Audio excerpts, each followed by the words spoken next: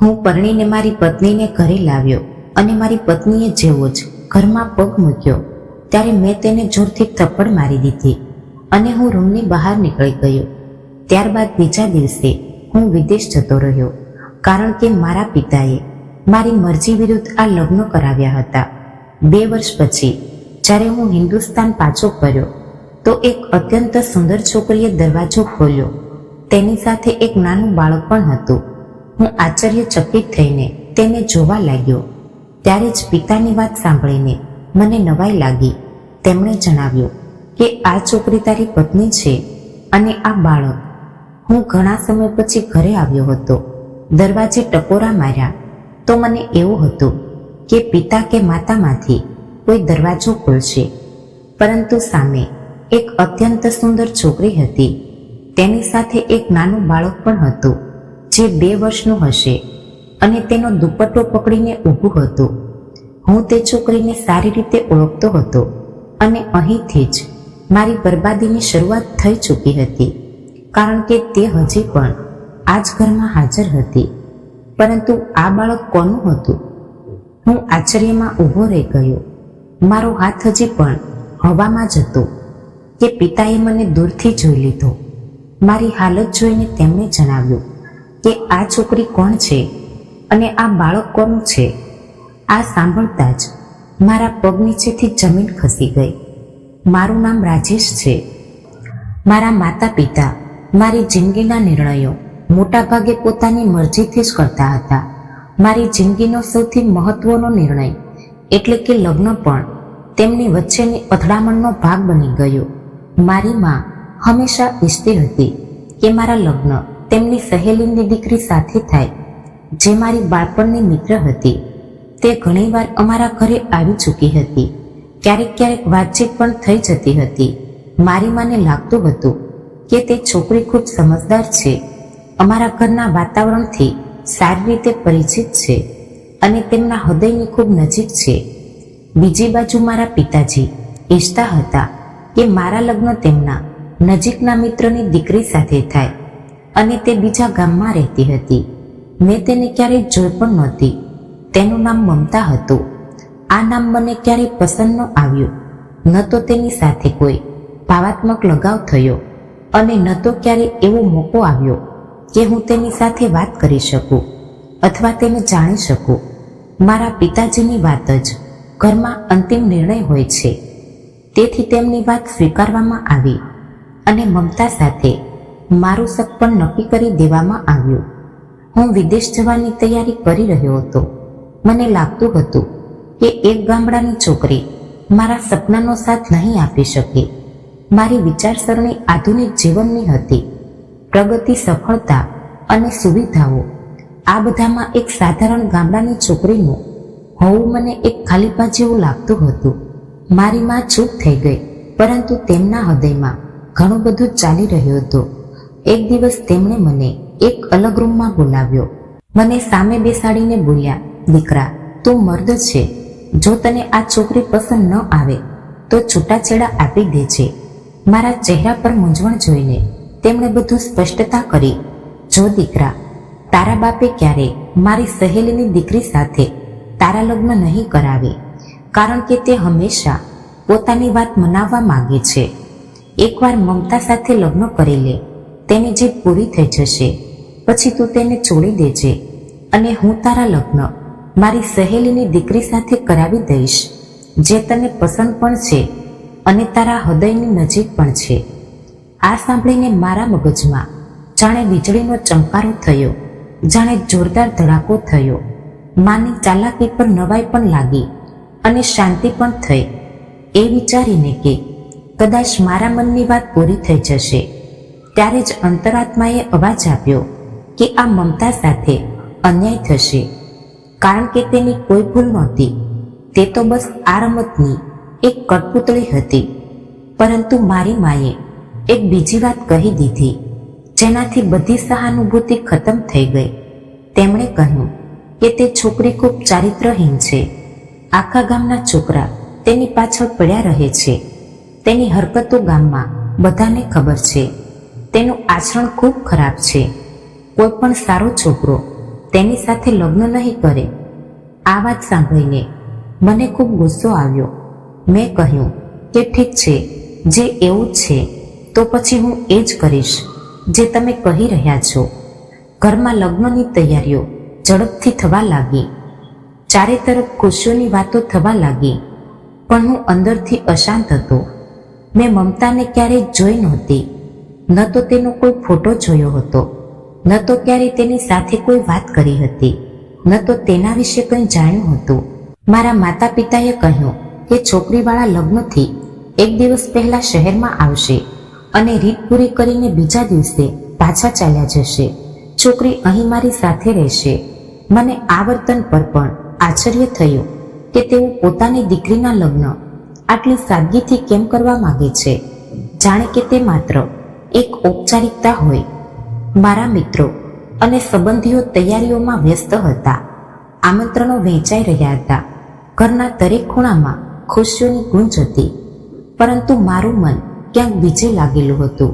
હું વારંવાર મારા બાળપણની મિત્રને યાદ કરતો, જેની સાથે મારી ક્યારેય કોઈ ઊંડી વાતચીત નહોતી થઈ, પરંતુ એક આત્મીયતા જરૂર હતી.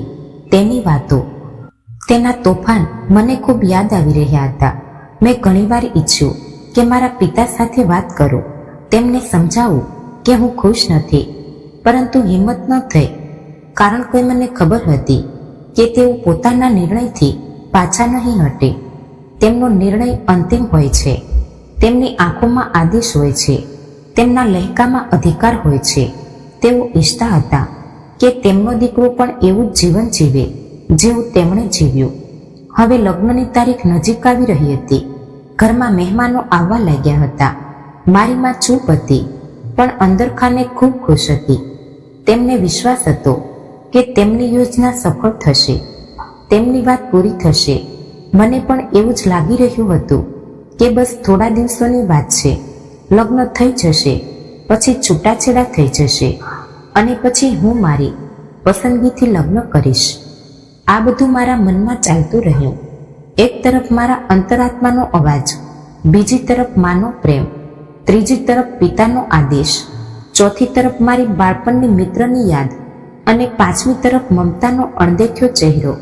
મારી જિંદગીના આ દિવસો એક વિચિત્ર મૂંઝવણમાં પસાર થવા લાગ્યા.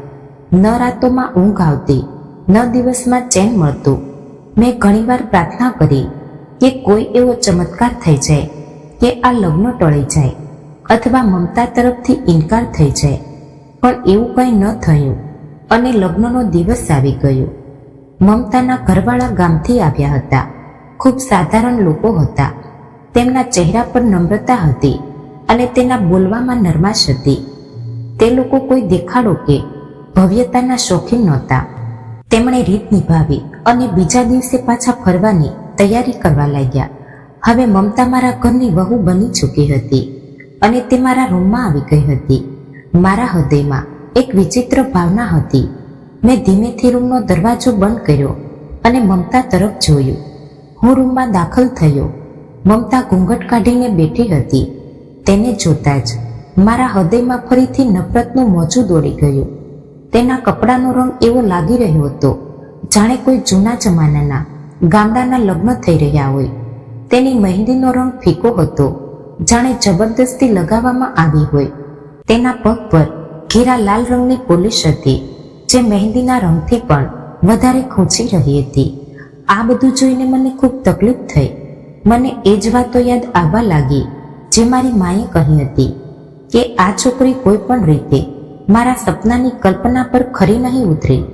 તેને બોલવામાં નિર્દોષતા હોય કે ચતુરાઈ, એ વાત મારા માટે કોઈ મહત્વની નહોતી. મારા મગજમાં બસ એક જ વાત ગુંજી રહી હતી, છૂટાછેડા આપવા છે. મારી માએ કહ્યું હતું, થોડા દિવસો પસાર થવા દે, પછી મોકો જોઈને છૂટાછેડા આપી દેજે, જેથી વાત વધારે ના ફેલાય. પણ મારા અંદર જે તોફાન હતું તે કોઈ ધીરજને સ્વીકારવા વાળું નહોતું. મેં વિચાર્યું, જ્યારે સાથે રહેવું જ નથી, જ્યારે એક પળ માટે પણ તેનો ચહેરો સહન નથી કરવો, તો પછી આ જૂઠા સંબંધની રીત શા માટે નિભાવવી? મેં કોઈ વાત કર્યા વગર, તેનો ઘૂંઘટ હટાવ્યા વિના કહી દીધું કે હું જલ્દી જ તને છૂટાછેડા આપવાનો છું.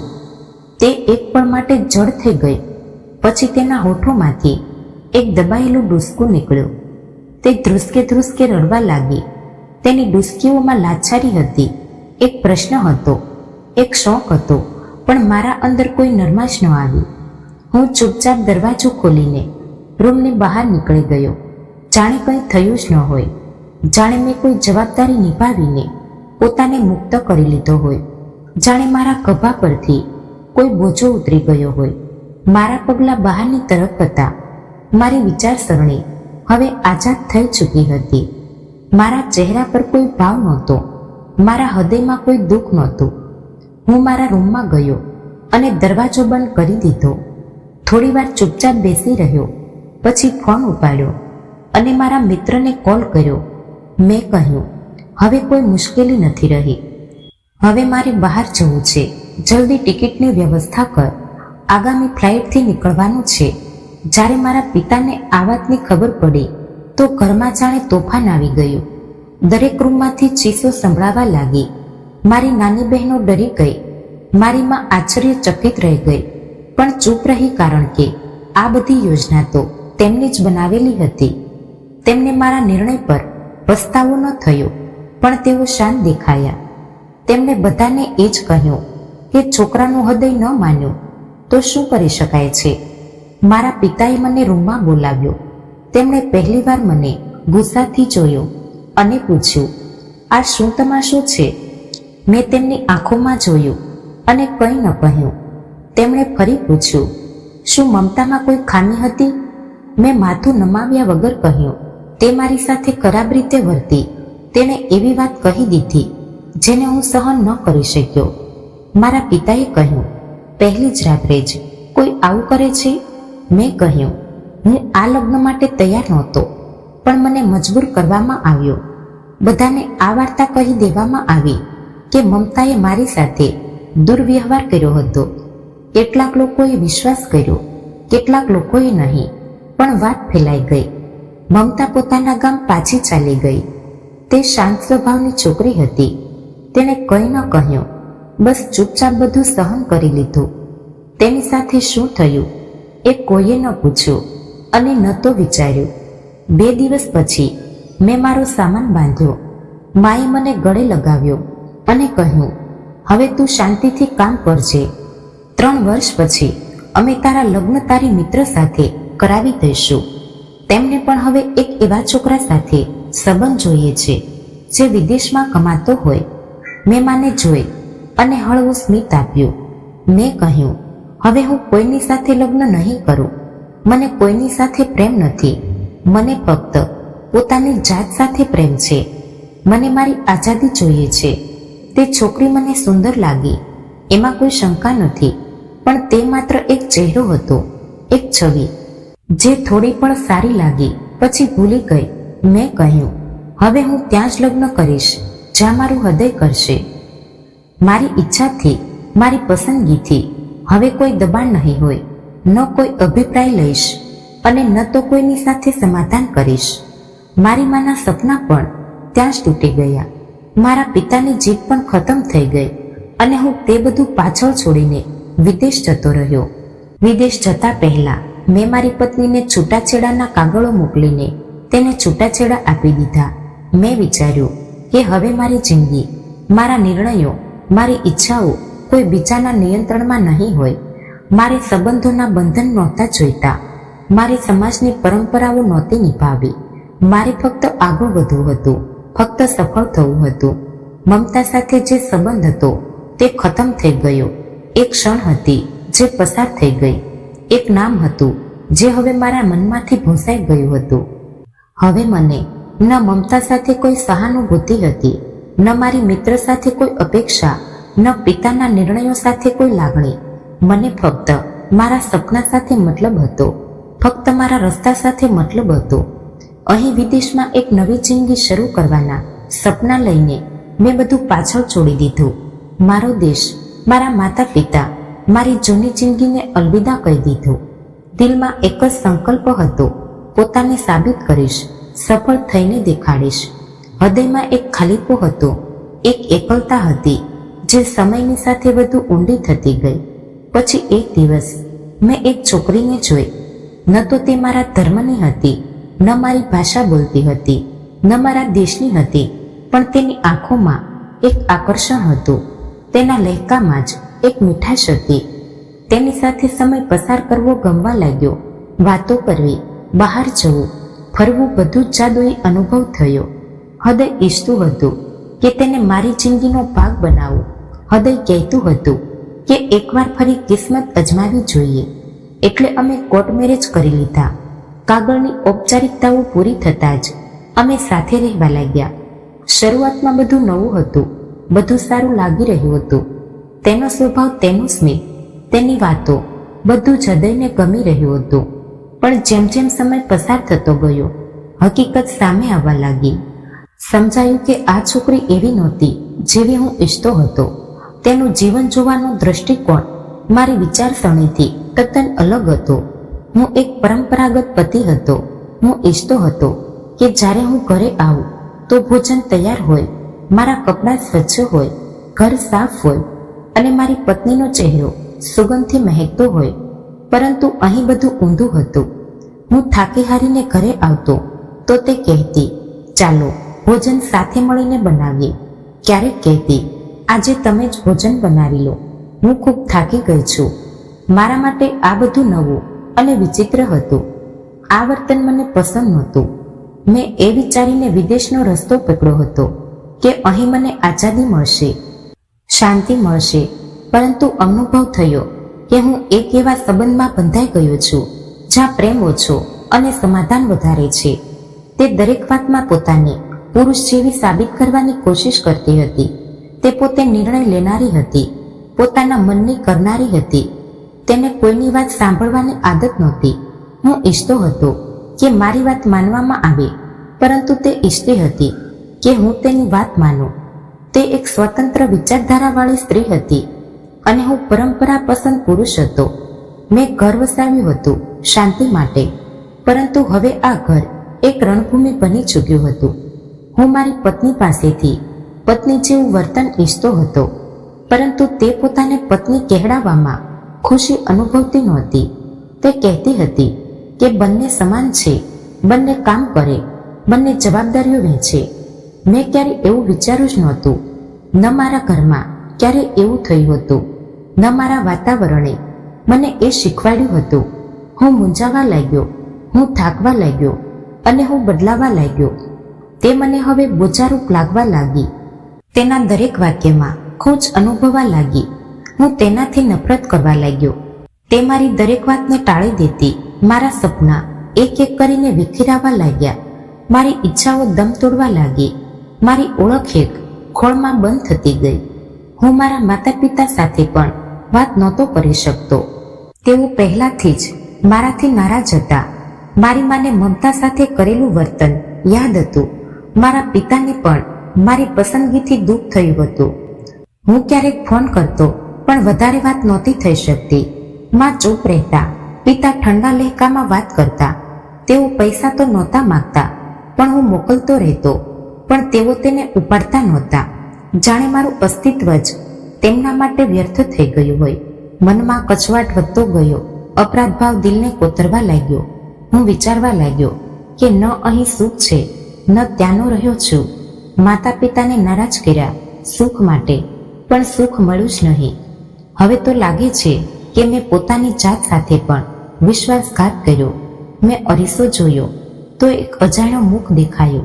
તે મુખ જે ક્યારેય સપના જોતો હતો, હવે નિરાશામાં ડૂબેલો હતો. તે મુખ જે ક્યારેક હસતો હતો, હવે ચૂપકીદીનું ચિત્ર બની ગયો હતો. મેં તે છોકરી સાથે વાત કરી. મેં કહ્યું કે આપણે સાથે નહીં ચાલી શકીએ. તે પણ કેટલાક દિવસોથી એ જ વિચારી રહી હતી. તે પણ ખુશ નહોતી, પરંતુ અલગ થવું સરળ નહોતું, કારણ કે કાયદેસર રીતે અમે બંધાયેલા હતા. હૃદયથી અમે તૂટી ચૂક્યા હતા. આ સંબંધમાંથી બહાર નીકળવા માટે મારે ઘણી કાયદાકીય પ્રક્રિયાઓમાંથી પસાર થવું પડ્યું. મારે તેને કેટલીક રકમ પણ આપવી પડી, કેટલીક વસ્તુઓ છોડવી પડી, પરંતુ મારી પાસે ધનની કમી નહોતી. મેં બધું જ આપી દીધું, બસ જીવ બચાવવાનો હતું. તે એક ખરાબ સપનું બનીને જિંદગીમાં આવી. અને ચૂપચાપ ચાલી ગઈ. તેના ગયા પછી મેં ઊંડો શ્વાસ લીધો, જાણે કોઈ બોજો ઉતરી ગયો હોય. પરંતુ હૃદયે ફરી એ જ સવાલ કર્યો, હવે ક્યાં જાઉં? પણ વિદેશમાં એકલા રહેવું મુશ્કેલ હતું. મેં વિચાર્યું, પાછા ફરવું જોઈએ. કદાચ ત્યાં શાંતિ મળે, કદાચ ત્યાંથી એક નવી શરૂઆત થાય. મેં નિર્ણય કરી લીધો કે હિન્દુસ્તાન પાછો જઈશ અને એક નવી જિંદગી શરૂ કરીશ. કદાચ મારા કર્મો માટે માતા પિતા પાસે માફી માંગીશ. કદાચ એક સાધારણ સીધી સાદી જિંદગી વિતાવીશ, જ્યાં પત્ની પત્ની હોય, પતિ પતિ હોય, જ્યાં સ્ત્રી સ્ત્રી હોય, પુરુષ પુરુષ હોય, જ્યાં રીતિ રિવાજો અને સંબંધોની મૂલ્ય હોય, જ્યાં એકબીજાને નિભાવવાની ભાવના હોય. મેં મારો સામાન બાંધ્યો. વિઝા સમાપ્ત થવાનો સમય પણ નજીક હતો. મેં વિચાર્યું કે હવે આ દેશમાં રહેવાનો કોઈ ફાયદો નથી રહ્યો. હવે મન કોઈ વસ્તુમાં લાગતું નહોતું. હવે વિદેશ ખરેખર પારકું લાગવા લાગ્યું હતું. હવે એકલતા વધુ ને વધુ અનુભવાતી હતી. હવે દરેક ચહેરો અજાણો લાગતો, દરેક અવાજ પારકો લાગતો, દરેક હૃદય બોચારૂપ લાગતું. મેં ટિકિટ લીધી. છેલ્લી વાર શહેરને એ ગલીઓને જોઈ જે ક્યારે મારા માટે એક નવી દુનિયાનો રસ્તો હતી. હવે એ જ રસ્તાઓ બેરંગ નીરસ અને નિષ્પ્રભ લાગી રહ્યા હતા. મેં મારો ભૂતકાળ પાછળ છોડી દીધો અને વતન પાછા ફરવાનો રસ્તો લીધો. એ વિચારીને દિલને થોડી શાંતિ મળે કે વતન પાછા ફર્યા પછી બધું ઠીક થઈ જશે. માતા પિતાની નારાજગી પણ ખતમ થઈ જશે. મા તો મા હોય છે, થોડા આંસુ જોઈને પીગળી જશે. પિતા સમયની સાથે નરમ પડી જશે. હૃદયમાં એ પણ આશા હતી કે કદાચ મારી ભૂલો ભૂલી જવામાં આવી હશે, કદાચ મને ગળે લગાવી લેવામાં આવશે. પરંતુ જ્યારે એરપોર્ટ પર કોઈ લેવા ન આવ્યું તો હૃદયમાં જાણે એક ઠંડી હવા ઉતરી ગઈ. જાણે હજી પણ મનમાં ઠંડક જામી ગયેલી છે. જાણે મારી પરત ફરવાની કોઈ રાહ જોઈ રહ્યું નહોતું. ઘરના રસ્તામાં બાળપણની એક ક્ષણો યાદ આવવા લાગી, જ્યારે મા દરવાજા પર ઊભી રહેતી, જ્યારે પિતાજી દરવાજો ખોલતા હતા, જ્યારે ભાઈ બહેન ખુશીથી ગળે મળતા હતા. પરંતુ હવે દરવાજાની બહાર હું એકલો ઊભો હતો. ટકોરા માર્યા તો જે દ્રશ્ય સામે આવ્યું તેણે મારી વિચારસરણીને હચમચાવી નાખી. દરવાજો ખોલનારી છોકરી જોઈને ક્ષણવાર માટે શ્વાસ થંભી ગયો. હૃદય ધબકવાનું ભૂલી ગયું. મનમાં પ્રશ્નોની વર્ષા થવા લાગી. આ કોણ છે? આ અહીં શું કરી રહી છે? આટલી સુંદર, ગરિમામય અને આત્મવિશ્વાસુ, જાણે કોઈ ફિલ્મી દ્રશ્યમાંથી નીકળી હોય. તે મને જોઈ રહી હતી, જાણે ઓળખવાની કોશિશ કરી રહી હોય. તેના ચહેરા પર આશ્ચર્ય અને મૂંઝવણના મિશ્રિત ભાવ હતા, જાણે તે પણ મને જોઈને ચોંકી ગઈ હોય. ત્યારે જ એક નાનું બાળક તેની પાસે આવ્યું અને તેનો દુપટ્ટો પકડીને ઊભું થઈ ગયું. તે બાળક ખૂબ સુંદર, માસૂમ, ચમકતી આંખોવાળું, ગુલાબી ગાલવાળું, નાના હાથ પગવાળું, જાણે કોઈ ઢીંગલી હોય. પછી તે બાળક રડવા લાગ્યું તો તે છોકરી ઝૂકીને તેના ખોળામાં લીધું અને ખૂબ કોમળ અવાજમાં અંગ્રેજીમાં કહ્યું, તું કેમ રડે છે મારા જીવ? પછી તેને લઈને એક તરફ ચાલી ગઈ અને હું ત્યાં જ સ્તબ્ધ ઊભો રહી ગયો. મનમાં સવાલોની ગુંજ તેજ થઈ ગઈ. આ છોકરી કોણ છે? આ બાળક કોનું છે? અહીં શું થઈ રહ્યું છે? ત્યારે પિતાજી દેખાયા. તેમના ચહેરા પર ગંભીરતા હતી, પણ આંખોમાં થાક અને સમયની ધૂળ જામેલી હતી. તેમણે મને જોયો અને કહ્યું, દીકરા, આ મમતા છે. હું ત્યાંનો ત્યાં જ ઊભો રહી ગયો. મારા હોઠ સુકાઈ ગયા. મારી વિચારસરણી થંભી ગઈ. હૃદય જાણે એક ધબકારો ચૂકી ગયું હોય. મને જાણે આ વાત સ્વીકારવાનો નકારી દીધો છું. આ એ જ મમતા હતી જેણે મેં જોયા વિના છૂટાછેડા આપી દીધા હતા, જેને મેં સ્વીકાર્યા વિના ઠુકરાવી દીધી હતી, જે મારા માટે માત્ર એક રીત હતી, એક જવાબદારી હતી, જેને નિભાવવાનો કોઈ ઈરાદો નહોતો. પણ સામે ઊભેલી છોકરી કોઈ બીજી જ દુનિયાની લાગી રહી હતી. જાણે સમય તેને સુધારી ગયો હોય, જાણે પ્રકૃતિએ તેને મારા નિર્ણયને ખોટો સાબિત કરવા માટે બનાવી હોય. પરંતુ આ બધાથી પણ મોટો આઘાત તે બાળક હતું જે તેની સાથે હતું, જે તેને વળગી રહ્યું હતું, જે મારી તરફ પણ જોઈ રહ્યું હતું. મારા પગ જાણે જમીનમાં જામી ગયા. અવાજ માંડ નીકળ્યો. મેં પિતાજીને પૂછ્યું, આ બાળક કોનું છે? તેમણે ધીમેથી કહ્યું, આ તારો પોતાનો દીકરો છે. આ સાંભળીને મારા પગ લથડ્યા. મેં કહ્યું, પિતાજી, તમને કોઈ ગેરસમજ થઈ છે. આવું કંઈ નથી થયું. મેં તો મમતાનો ચહેરો પણ જોયો નહોતો. મેં તો ફક્ત એટલા માટે છૂટાછેડા આપ્યા હતા કે મેં નક્કી કર્યું હતું કે હું મારી પસંદગીથી લગ્ન કરીશ. મેં તો તેની સાથે ક્યારેય વાત પણ નહોતી કરી. હૃદયથી તો તેને અપનાવી જ નહોતી. તો પછી આ બાળક કેવી રીતે હોઈ શકે? પિતાજીએ મારી તરફ જોયું અને કહ્યું, પહેલા અંદર આવ, મારે તારી સાથે થોડી વાત કરવી છે. હું ચૂપચાપ અંદર આવી ગયો. દરવાજા બંધ થઈ ગયા. મારા પગલાં ભારે થઈ ગયા હતા. શ્વાસ ઝડપી હતા. હૃદયમાં મૂંઝવણોનું તોફાન હતું. માં સામે આવી. ચહેરા પર વર્ષોની વિયોગનો પડછાયો હતો, પણ આંખોમાં માનો પસ્તાવાનો ભાવ હતો. તેમણે મને ગળે લગાવ્યો, મારા કપાળ પર ચુંબન કર્યું અને કહ્યું, બધું તું છોડી ગયો હતો ને, પણ મેં તારી રાહ જોવાનું ક્યારે નહોતું છોડ્યું. માએ મને માફ કરી દીધો. ગળે લગાવ્યો. તેમની આંખો ભીની થઈ ગઈ. મને એ શાંતિ મળી જેની શોધમાં હું વિદેશ ગયો હતો, પણ જે ત્યાં ક્યારે ન મળી. હાથમાં ધોયા, ભોજનની સુગંધ અનુભવી, ભોજનની ચોકી પર બેઠો અને માના હાથનું બનાવેલું ભોજન ખાધું. હૃદયમાં એક વિચિત્ર શાંતિ ઉતરી આવી, પણ મનમાં પ્રશ્નોની ગૂંજ હતી.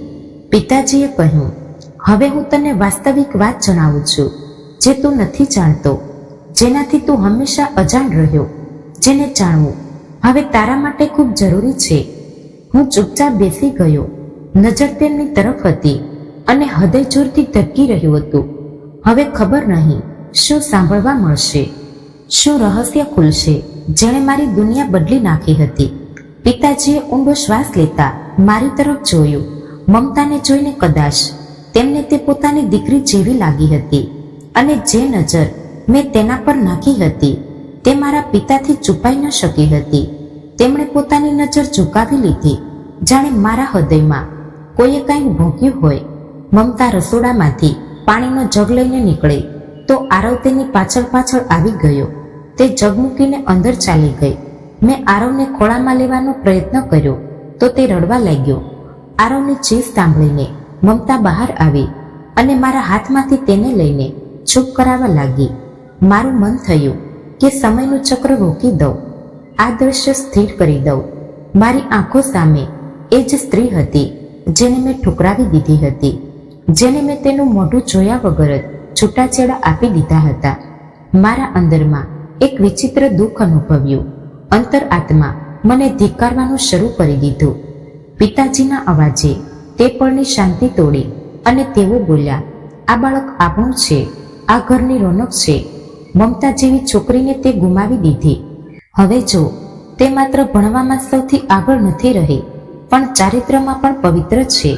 મારા મિત્રે જ્યારે હિંમત કરીને તારી સાથે પોતાની દીકરીના લગ્ન કર્યા હતા તો તેમને ગર્વ હતો કે તેમની દીકરી હવે શહેર જશે, પ્રગતિ કરશે, પોતાના પતિ સાથે દુનિયા જોશે. પણ તે તો તેને કંઈ પણ જોવાનો મોકો જ ન આપ્યો. તે એક પળ પણ ધીરજ ન રાખી અને એક સ્ત્રીને જે થોડા સમય પહેલા સુધી તારા નામ સાથે જોડાયેલી હતી કોઈ કારણ વગર ઠુકરાવી દીધી. તેને બોલ્યા વગર જ અંધારામાં ધકેલી દીધી. મમતાએ સમય પણ જોયો છે જ્યારે તેણે રડી રડીને પોતાના પિતાના ફોટાને ભીજવી દીધો હતો. તેણે એ દિવસો પણ સહન કર્યા જ્યારે લોકોએ તેને મહેણા માર્યા, તેને ચારિત્રહીન કહી, ગામની શેરીઓમાં તેની નિંદા કરવામાં આવી, પણ તે ચૂપ રહી, કારણ કે તે જાણતી હતી કે આ તેના સાસરિયાની ઇજ્જતનો સવાલ છે. જો તે બોલતી તો તેના સાસરિયાનું માથું શરમથી ઝૂકી જાત, પણ તેની ચૂપકીદીએ બધું કહી દીધું. અમે બધાએ જ્યારે તેને નજીકથી જોઈ ત્યારે અમને ખબર પડી ગઈ કે તેના અંદર ધીરજનો સાગર છુપાયેલો છે. તે જ્યારે પણ રાત્રે સૂવા જતી, આરુને છાતી સરસો ચાંપીને આંખો બંધ કરતી તો તેની આંખોમાંથી આંસુ વહેતા હતા. તે આંખો જે આખી દુનિયાથી પોતાના દુઃખને છુપાવતી હતી. અમે તેના હૃદયની હાલત જાણી. તે અમારા માટે માં જેવી બની ગઈ. એ માં જે ક્યારેય ફરિયાદ નથી કરતી, જે ક્યારેય પ્રશ્ન નથી કરતી. વાસ્તવમાં આ બાળક તારું જ છે. મેં તારી કોઈ પણ અભિપ્રાય લીધા વગર મારા મિત્રની દીકરી સાથે તારા લગ્ન કરાવી દીધા. તે તારી મરજી વિરુદ્ધ તેની સાથે લગ્ન પણ કરી લીધા, પણ લગ્નની રાત્રે તે એટલો વધારે પીધો હતો કે તને હોશ જ નહોતો. એ જ નશાની હાલતમાં તે મમતા પર જબરજસ્તી પણ કરી અને બીજા દિવસે વિદેશ જતા પહેલા તે તેને છૂટાછેડા આપી દીધા. તને પોતાને પણ એ વાતનો અનુભવ નહોતો કે તે શું કર્યું છે. ત્યારબાદ મમતા પોતાના પિયર ચાલી ગઈ. તેણે પોતાના પિતાને આખી સચ્ચાઈ જણાવી દીધી અને આ જ આઘાતમાં મારા જૂના મિત્રનું મૃત્યુ થઈ ગયું. ગામમાં આ વાત આગની જેમ ફેલાઈ ગઈ અને મમતાને દરેક જગ્યાએ અપમાનિત કરવામાં આવવા લાગી. તારા કરેલા પાપની સજા મમતાને ભોગવવી પડી, કારણ કે મમતા તારા બાળકની માં બનવાની હતી. તેથી ગામના લોકો મમતાને ચારિત્રહીન કહીને મહેણા મારવા લાગ્યા. પરંતુ અમને ખબર હતી કે તેના પેટમાં જે બાળક વધી રહ્યું છે તે અમારા જ લોહીનો ભાગ છે. 9 મહિના પછી મમતાએ એક સુંદર બાળકને જન્મ આપ્યો. ત્યારે તારા નાના ભાઈએ મમતા સાથે લગ્ન કરવાનો નિર્ણય લીધો.